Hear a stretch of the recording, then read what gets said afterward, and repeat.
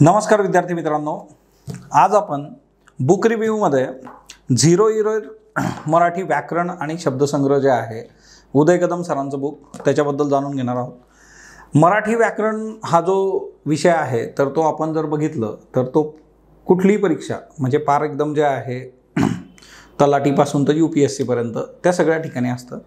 मुळात काय आहे की मराठी व्याकरणाचे जे UPSCला किंवा राज्यसेवेला जे पेपर आहेत तर तिच्यामध्ये UPSCला तो पात्रतेचा पेपर आहे, पण राज्यसेवा आताचं जे मेन्स होणार आहे बघा MCQ पॅटर्नची जे आहे तिच्यामध्ये तुम्हाला 50 मार्कांचं जे आहे मेरिटसाठीचं ग्रामर आहे किंवा नंतर जे आहे कंबाईनचा पेपर जो आहे तिथेही ते मेरिटसाठी आहे।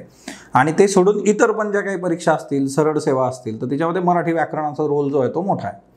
आता कसं आहे की मराठी व्याकरण तिच्यामध्ये एकतर व्याकरण आणि त्याच्याबरोबर जे आहे वोकॅब्युलरी शब्दसंग्रह जे आहे ते महत्त्वाचं असतं।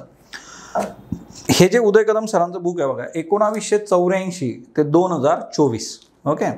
सो एकंदर जे आहे ह्या कालावधीमध्ये जेवढे काही पेपर झालेले आहेत त्या पेपरचं जे आहे विश्लेषण याच्यामध्ये आहे। शेवटी कसं असतं ना की आपण ज्यावेळेस कुठल्याही परीक्षेकडे जातो तर तिथं PYQ हा फार महत्त्वाचा फॅक्टर असतो।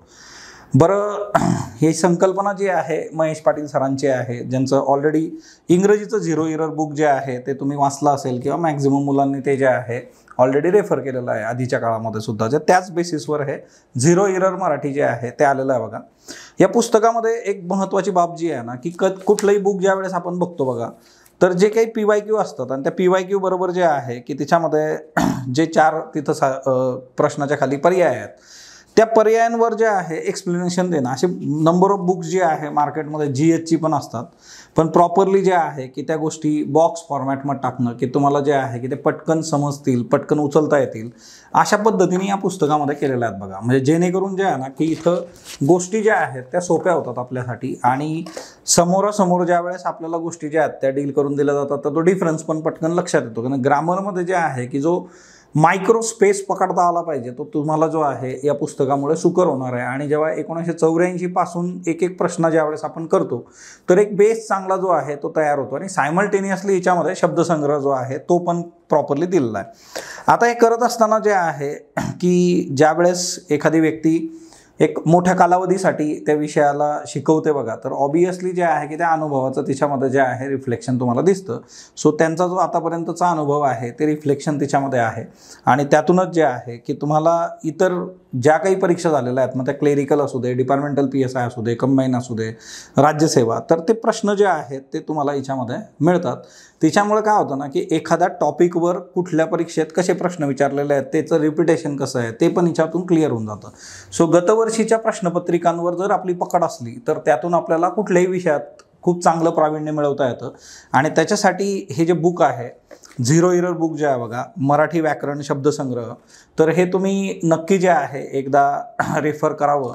एकदा तुम्ही हे पुस्तक जे आहे हातात घेऊन बघा। या पुस्तकामध्ये जे आहे तुम्हाला अशा कितीतरी बाबी ज्या आहेत त्या मिळतील की जेणेकरून येत्या काळामध्ये जिथं जिथं तुम्हाला मेन्स असेल तिथं मराठी व्याकरण आहे, शब्दसंग्रहाचा कन्सर्न आहे तर तो तुम्हाला हेल्पफुल होऊ शकतो।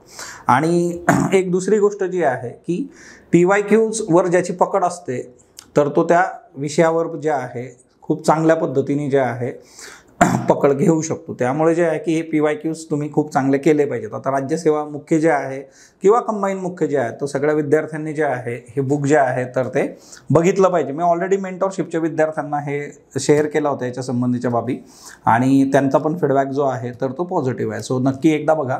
आणि स्पॉटलाईट बुक रिव्ह्यूमध्ये आपण अशी नवीन पुस्तकं जी मार्केटमध्ये येत आहेत आणि ती तुम्हाला जे आहे त्याची ओळख व्हावी किंवा हे बुक जे आहे बऱ्याचदा काय होतं ना की ते माहीतच पडत नाही आपल्याला की असं नवीन बुक आलं आहे किंवा जी मुलं पुण्याच्या बाहेर आहेत अशा विद्यार्थ्यांसाठी पण जे होतं की तिथं बुक शॉपी आहे किंवा तिथला लिमिटेड बिझनेस असेल त्याच्यामुळे ते मागवलं जातं नाही जात, नंबर ऑफ गोष्टी असतात। सो तुम्हाला ऑनलाईन पण आजच्या डेटमध्ये फॅसिलिटी आहेत परंतु तुम्हाला ते माहीत असणं अपेक्षित आहे।